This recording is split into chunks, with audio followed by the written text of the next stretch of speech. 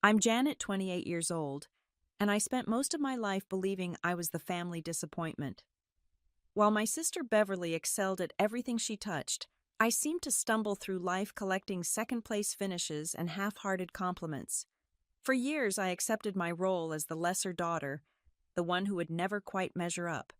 But there comes a moment when enough is enough, when the words cut so deep that something inside you finally snaps. That moment came for me on a Tuesday evening when my mother delivered the cruelest comparison yet. Before I share what happened that day, let me know in the comments where you're watching from, and please hit that like button and subscribe for more real-life stories. Trust me, you'll want to hear how this family drama unfolded and how one sentence changed everything. Growing up in suburban Ohio, I learned early that I would always live in Beverly's shadow. She was 2 years older and seemed to excel effortlessly at everything she attempted. While I struggled with algebra, Beverly was already taking advanced calculus as a sophomore. When I managed to make the JV soccer team, Mom would remind me that Beverly had been varsity captain at the same age. The comparison started small when we were children. During parent-teacher conferences, I would sit in the hallway while Mom discussed my mediocre grades, always hearing Beverly's name mentioned as the standard I should strive to reach. Mrs. Peterson would say things like, "Janet is a sweet girl, but she lacks the natural academic drive that Beverly showed." Mom would nod solemnly, then spend the car ride home explaining how I needed to apply myself more. Beverly maintained a perfect 4.0 GPA throughout high school, while juggling student council president duties, debate team, captain responsibilities, and volunteer work at the local hospital. Meanwhile, I barely managed a 3.2 average, despite spending hours studying. Art class was my only refuge, the one place where I felt genuinely talented and creative. But when I excitedly showed Mom my paintings, she would glance briefly and say, "That's nice, honey.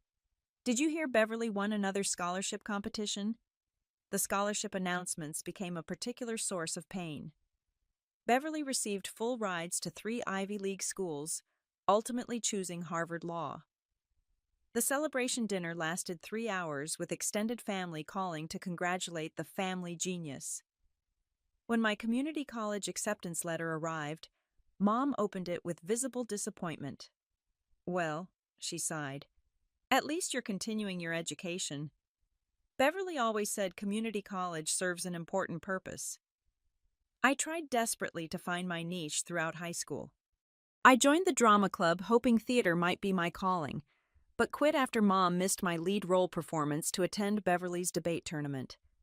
I attempted track and field thinking maybe athletics would earn recognition, but stopped when Mom casually mentioned that Beverly had been offered athletic scholarships too, though she obviously chose academic excellence instead. Even my artistic abilities, which teachers consistently praised, became another source of comparison. When I won the county art fair's first prize for my oil painting, Mom's response was lukewarm. "Art is a lovely hobby," she said, "but Beverly's internship at that law firm will look much better on college applications. You should consider more practical pursuits." The pattern continued relentlessly through high school graduation.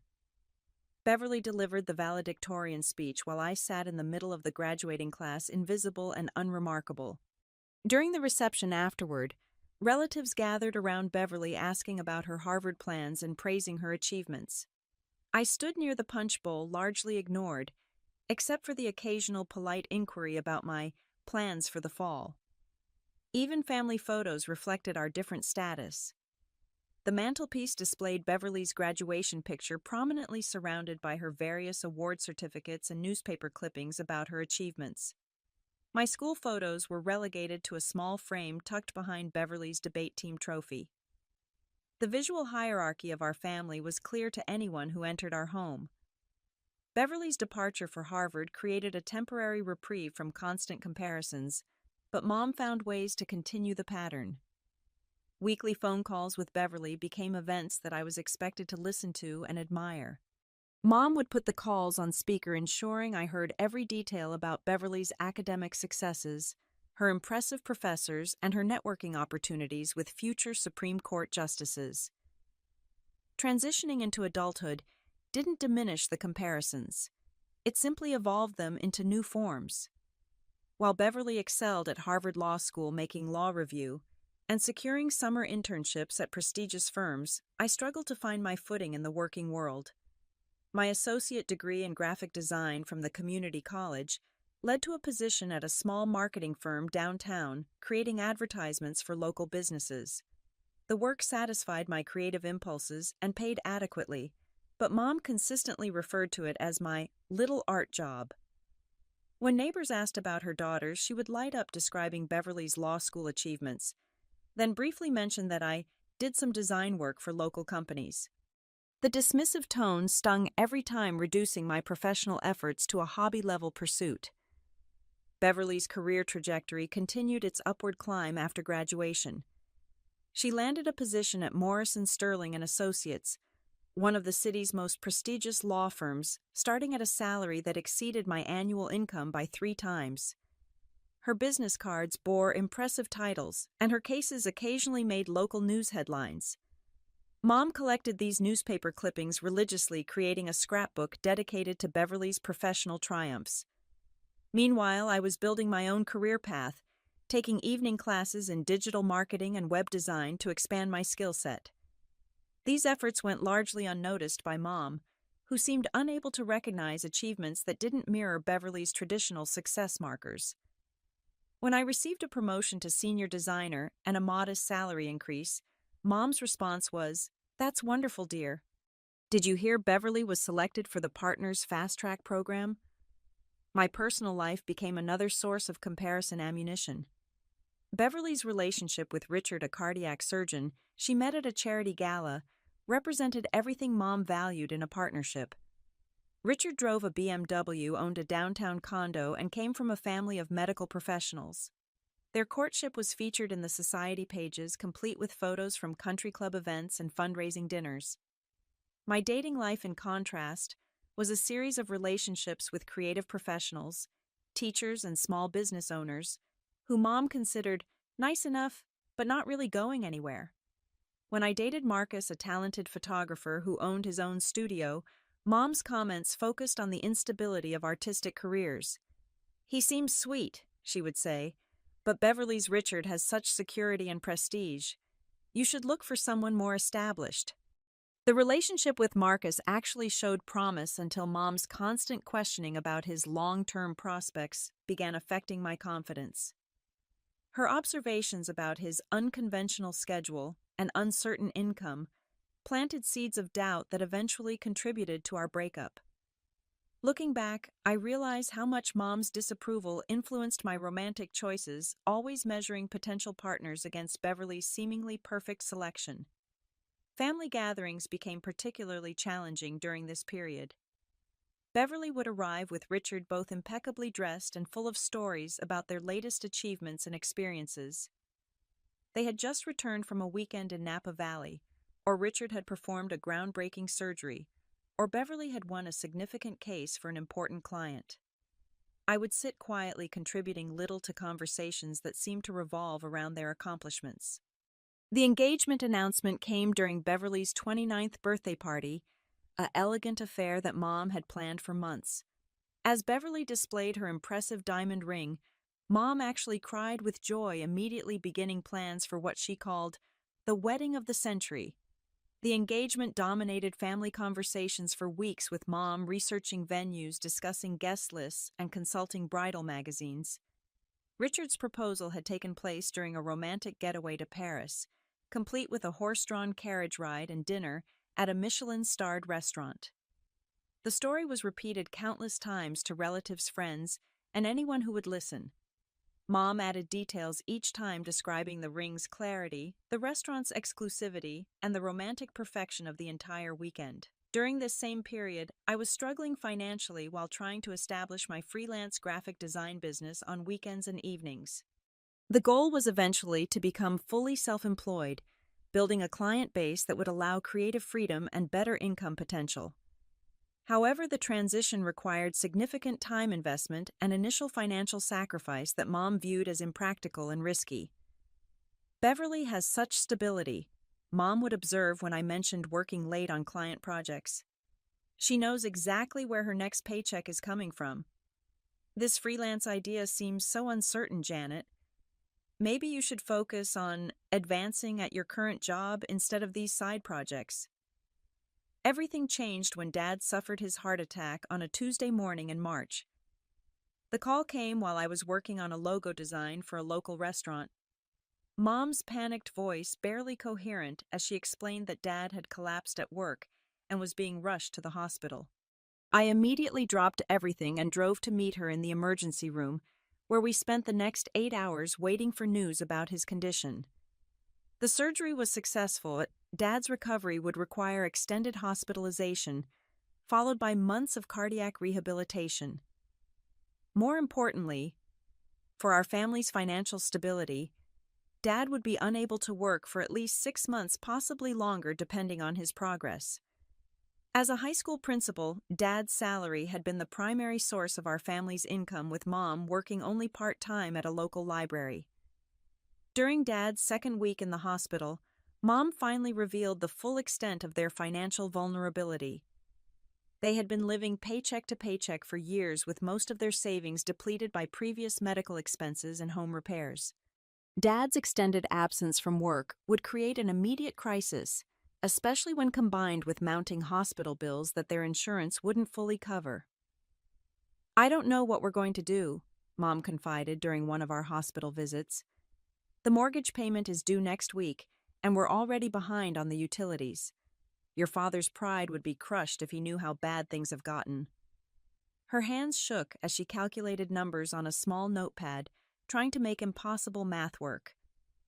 Without hesitation, I offered to help cover their immediate expenses. My freelance work had been growing steadily, and while I wasn't wealthy, I could manage their mortgage payment for a few months.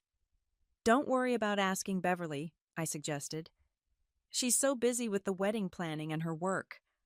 I can handle this until Dad gets back on his feet." Mom's relief was palpable, though she struggled to accept help from her less successful daughter. "Are you sure you can afford this? I know your art business isn't exactly booming." The comment stung, but I pushed past the familiar criticism and assured her that helping family was my priority.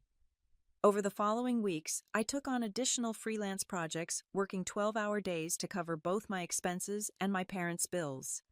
I designed websites for small businesses, created marketing materials for local nonprofits, and accepted every project that came my way, regardless of how challenging or time-consuming.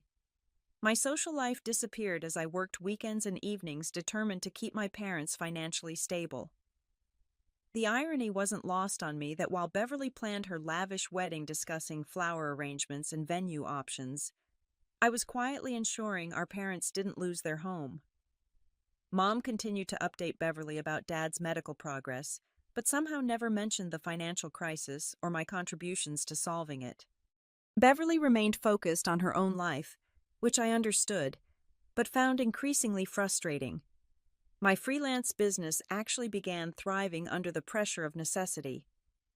The additional work led to referrals and repeat clients, slowly building the reputation I had been working toward for years. However, Mom seemed unable to recognize this success, still referring to my work as "those little projects" and expressing concern about my unstable career choice. The financial pressure was enormous, but what hurt more was Mom's continued dismissive attitude toward my sacrifices. When I mentioned being tired from working late, she would suggest that I needed to manage my time better like Beverly does. When I couldn't attend a family dinner because of a client deadline, she would comment that Beverly always makes time for family despite her demanding schedule. 3 months into Dad's recovery, I had contributed over $15,000 to keep my parents afloat, draining most of my savings and emergency fund. Yet Mom continued to praise Beverly's success and question my life choices, seemingly oblivious to the fact that her less accomplished daughter was single-handedly preventing financial disaster. The situation reached a breaking point during Beverly's engagement party, an elaborate celebration that Mom had insisted on hosting despite our family's financial struggles.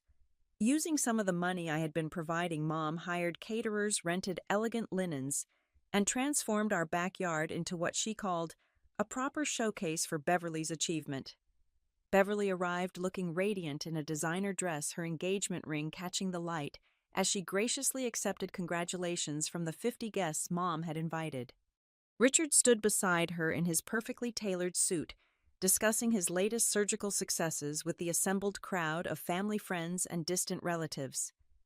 The party was everything Mom had envisioned, a celebration worthy of her successful daughter. I had spent the morning helping with preparations, arranging flowers, and setting up tables, while Mom directed every detail with military precision. "Make sure Beverly's place cards are positioned perfectly," she instructed. "This needs to be absolutely flawless for her special day." I smiled and complied, swallowing my resentment about funding a celebration for someone who had been absent during our family's crisis. During the toasts, relative after relative praised Beverly's accomplishments and her choice of such an impressive fiancé. Uncle Harold raised his glass to the family success story, while Aunt Margaret gushed about how proud Mom must be to have such an exceptional daughter. I stood near the back of the crowd applauding politely, while feeling increasingly invisible. The moment that shattered my remaining patience came when Mom was asked about both her daughters during the reception. Mrs. Coleman from down the street inquired about how both girls were doing, and Mom's response revealed everything about her true feelings. "Beverly is obviously thriving," she began, gesturing toward the happy couple. "She's made partner track at the firm, engaged to this wonderful man, and planning the most beautiful wedding. Janet is still figuring things out with her little art projects." The casual dismissal, delivered in front of people who had known me since childhood, felt like a physical blow. I had been working myself to exhaustion to keep our family financially stable, sacrificing my own security and future, only to be characterized as someone still figuring things out.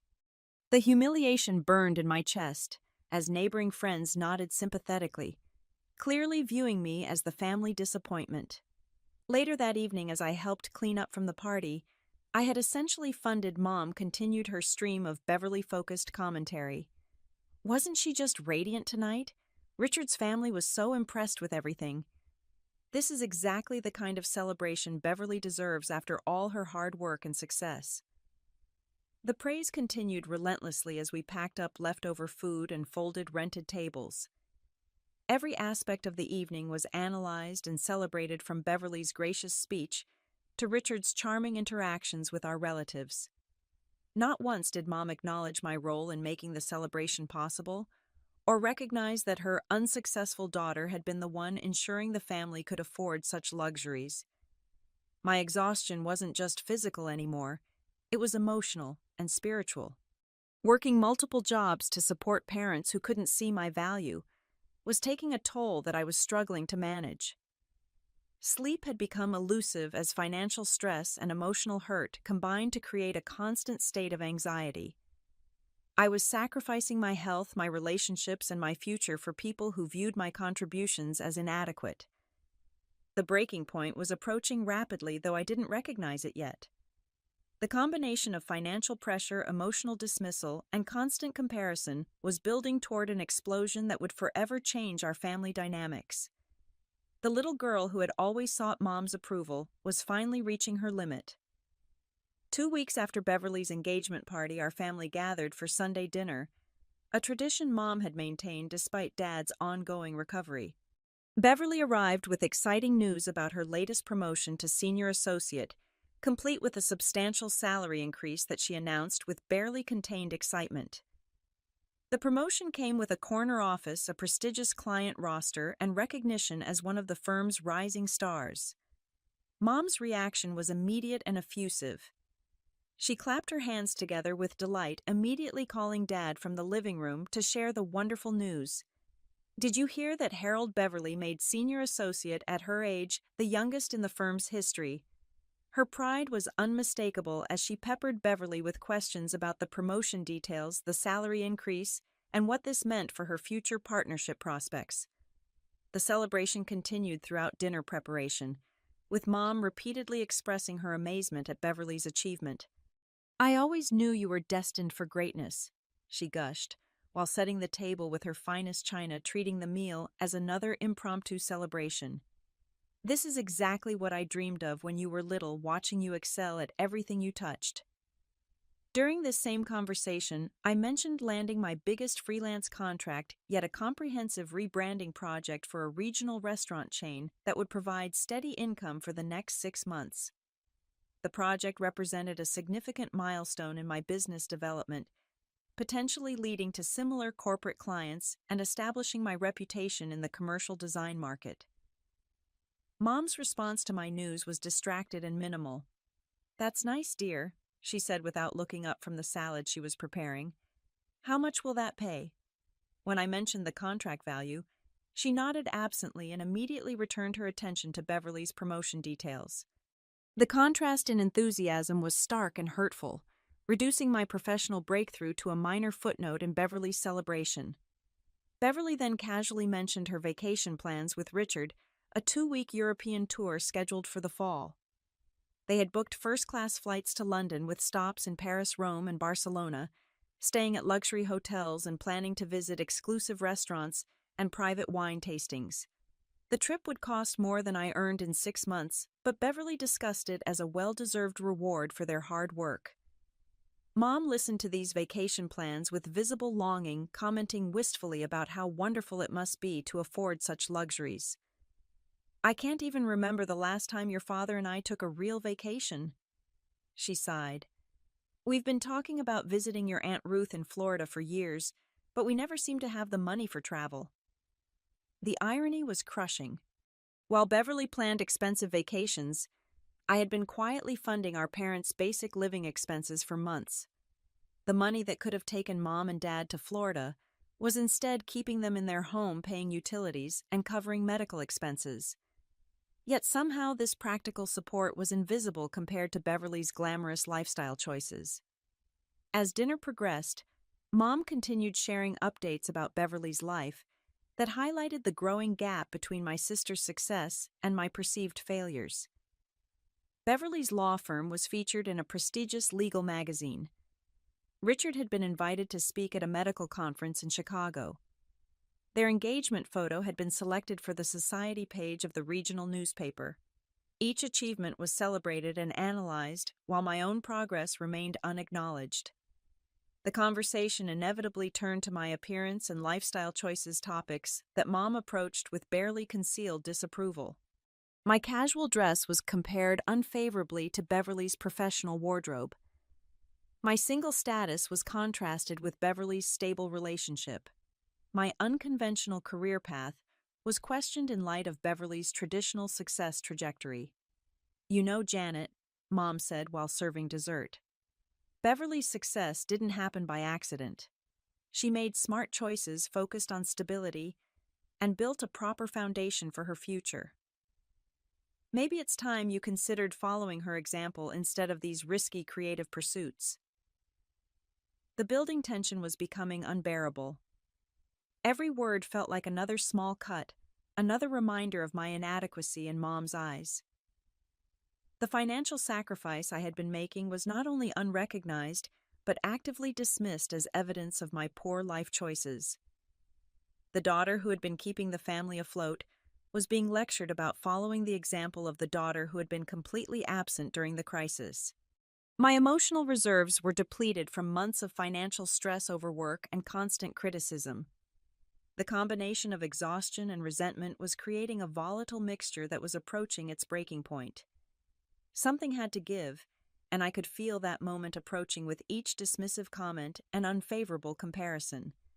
The final confrontation came 3 days later on a Wednesday evening when I stopped by to drop off the mortgage payment for the following month. Mom was in the kitchen reviewing wedding magazines that Beverly had left during her recent visit, making notes about reception venues and floral arrangements for what she had started calling the event of the decade. I placed the envelope containing the mortgage check on the counter, as had become our monthly routine over the past 4 months. The amount represented nearly half of my current monthly income, a sacrifice that required careful budgeting and continuous additional work to maintain. Yet Mom took the envelope without acknowledgement, as if the money materialized from thin air, rather than from her daughter's depleted savings account. "Beverly found the most exquisite venue," Mom announced without looking up from the magazine. The Riverside Country Club has an opening for next spring, and she's putting down a deposit tomorrow. The ballroom overlooks the river, and they can accommodate 300 guests. It's exactly what she deserves for her special day. I calculated quickly in my head. The venue Mom was describing cost more than I had contributed to my parents' expenses over the entire 4-month period. The irony of Beverly spending lavishly on a single day while I struggled to keep our parents housed was overwhelming. Yet somehow my sacrifices remained invisible, while Beverly's expenditures were celebrated as appropriate and deserved. The breaking point came when Mom shifted her attention from the wedding magazines to my appearance and life choices. "You know, Janet, you really should take better care of yourself. Look at how put together Beverly always looks, even when she's just stopping by casually. And this freelance thing, it's been years now, and you're still struggling financially. Maybe it's time to accept that some people are just meant for more traditional paths." Her words hit like physical blows, each comparison a reminder of my perceived inadequacy. The financial struggles she mentioned were directly related to my supporting them, but this connection seemed lost on Mom entirely.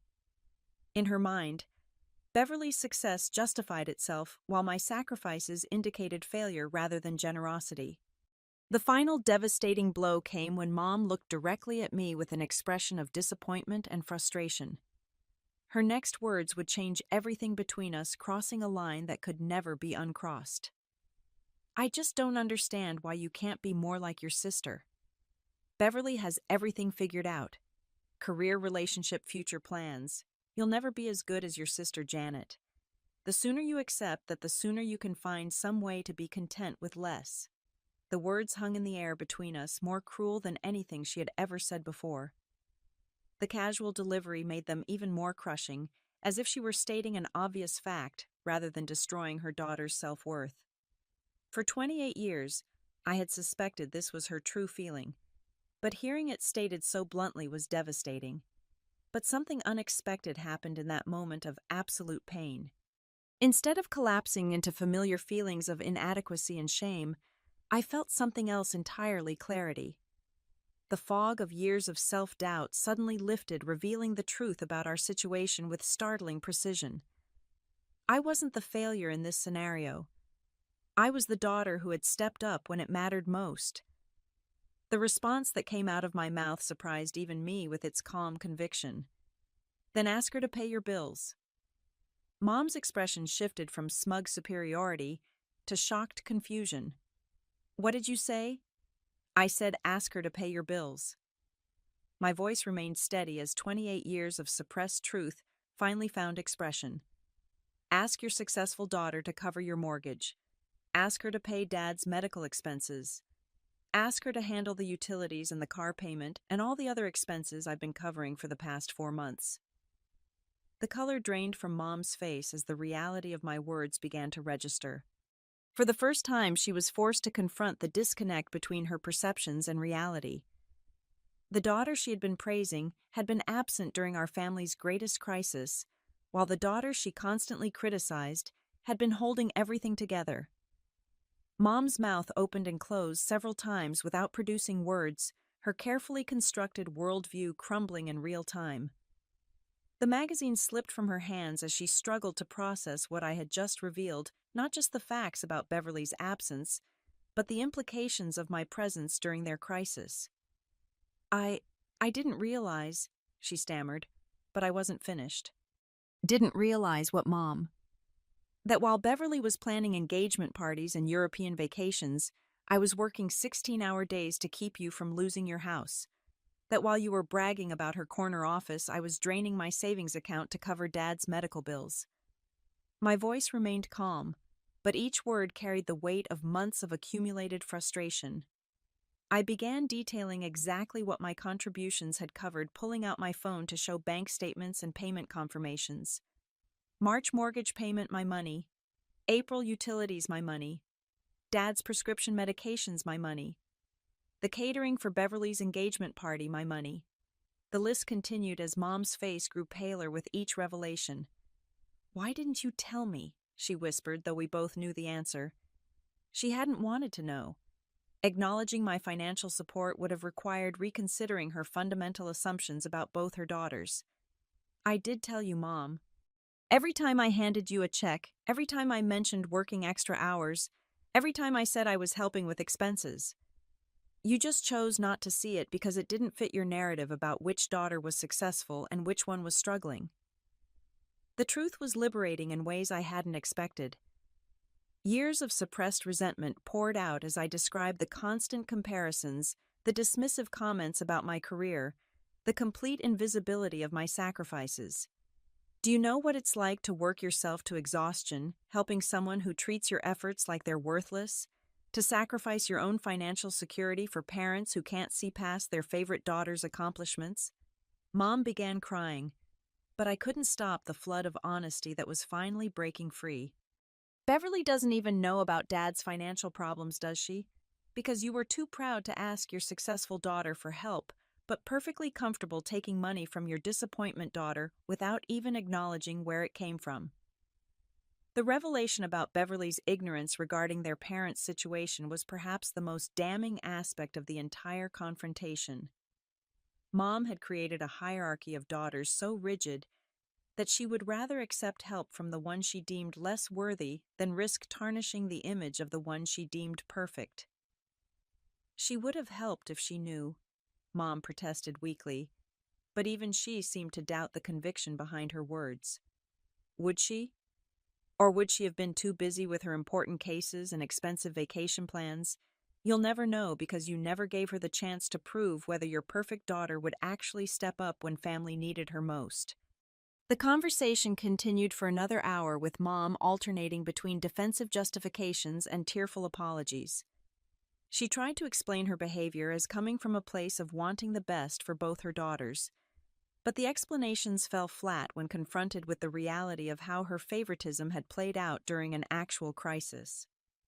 I made it clear that while I didn't regret helping during Dad's emergency, I was done being treated as the lesser daughter while providing the greater support. I'm not asking you to love me more than Beverly, I explained. I'm asking you to see me clearly, to acknowledge what I actually contribute instead of what you think I should be contributing.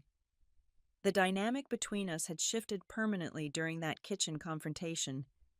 For the first time in my life, Mom was forced to see me as I actually was, rather than as a disappointing version of what Beverly represented. The conversation ended with her promise to call Beverly and explain the full situation, including my role in keeping them financially stable. The weeks following our confrontation brought changes I never could have anticipated.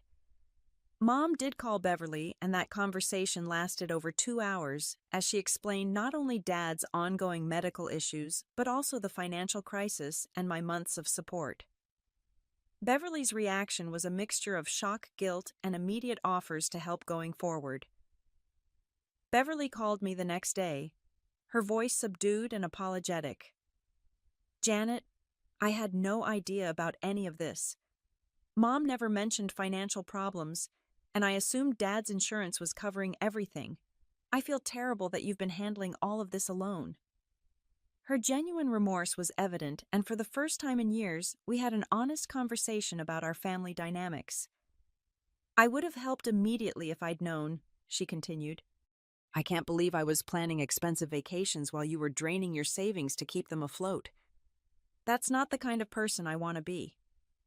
Beverly immediately arranged to take over the major expenses going forward, including Dad's medical bills, and setting up an emergency fund for future crises. More importantly, Beverly began to understand how Mom's constant comparisons had affected both of us.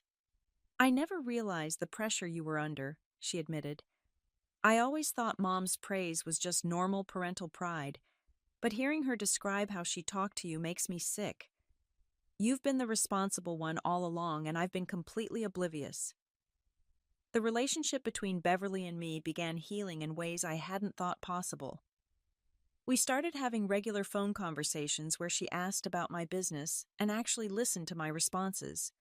She began referring clients to me when they needed design work, and she made a point of mentioning my professional accomplishments during family gatherings. Mom's transformation was more gradual and equally significant.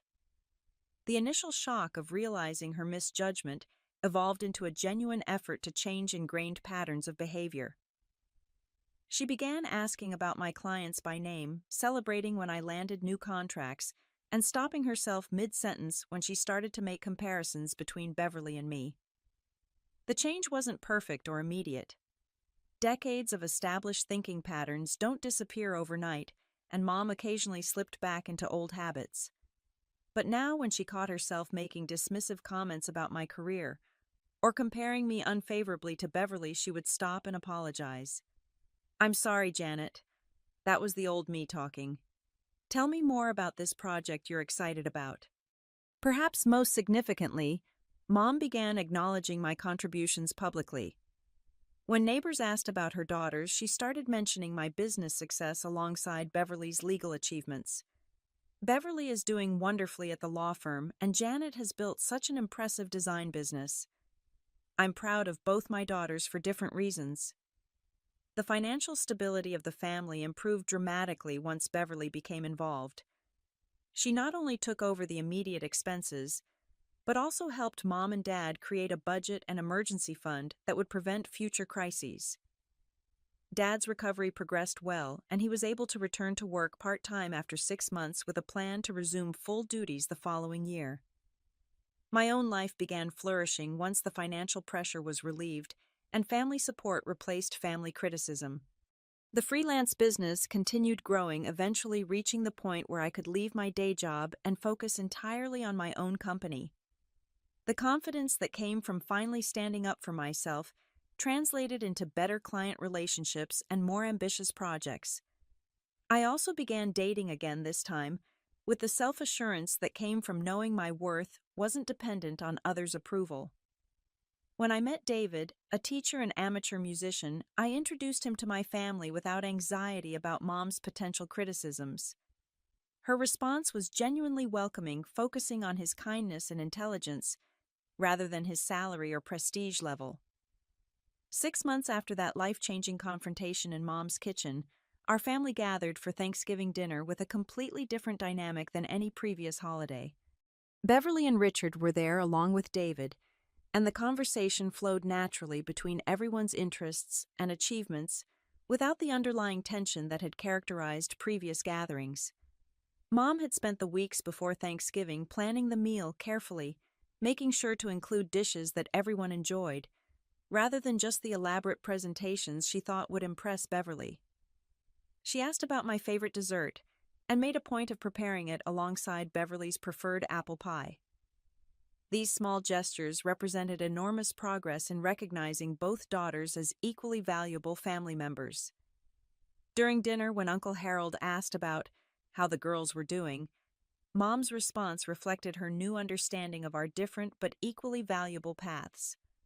"Beverly's doing wonderfully at the law firm, and she and Richard are planning such a beautiful wedding for next spring.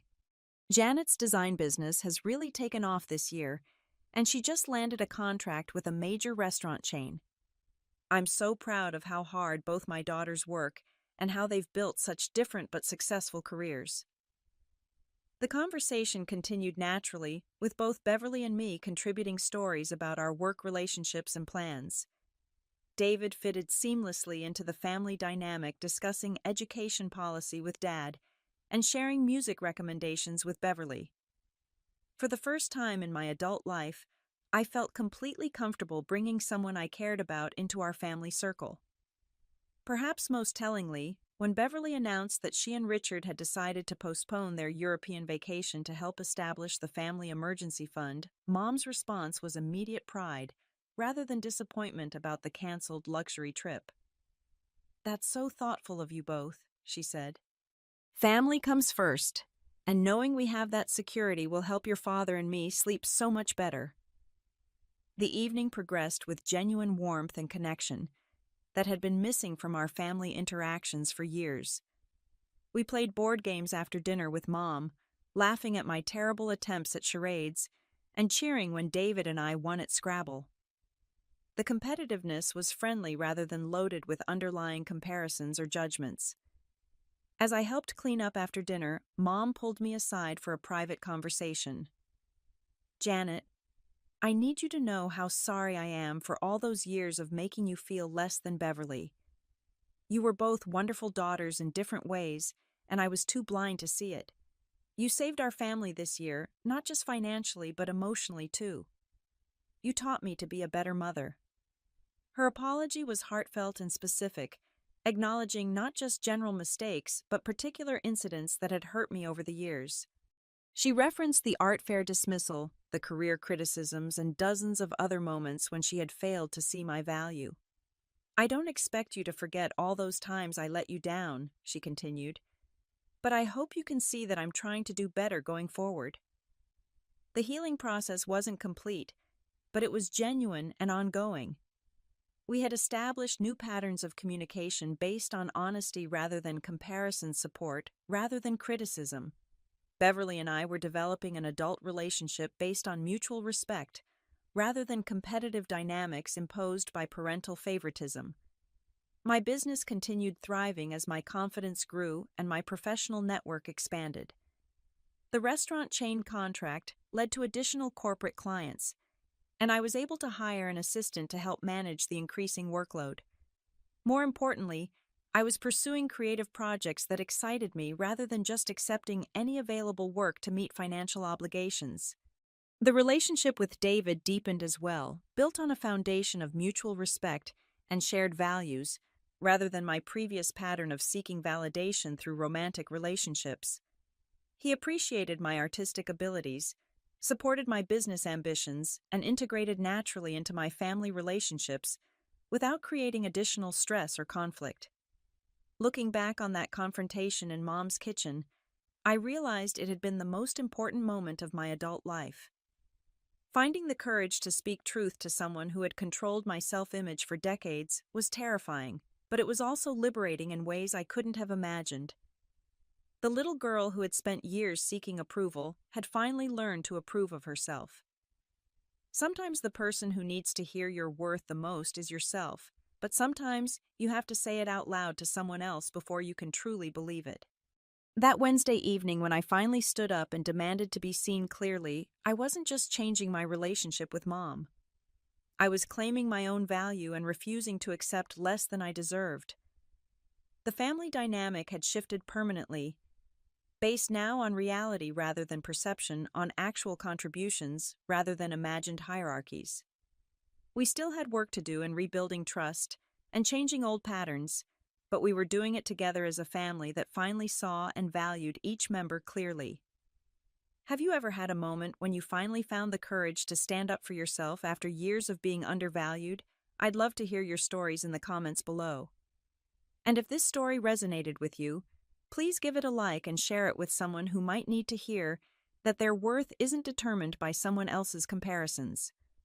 Don't forget to subscribe for more real-life stories about finding your voice and claiming your value. Thank you for listening to my journey, and I hope it inspires you to recognize your own worth even when others can't see it yet. Remember, sometimes the most important person you need to convince of your value is yourself, and speaking that truth out loud can change everything.